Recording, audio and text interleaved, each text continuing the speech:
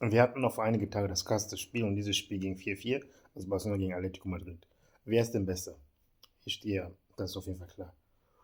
Longley wurde verliehen von Barcelona, also Kubasi. Araujo, da brauchen wir nicht lange zu überlegen. Bei dir auf jeden Fall.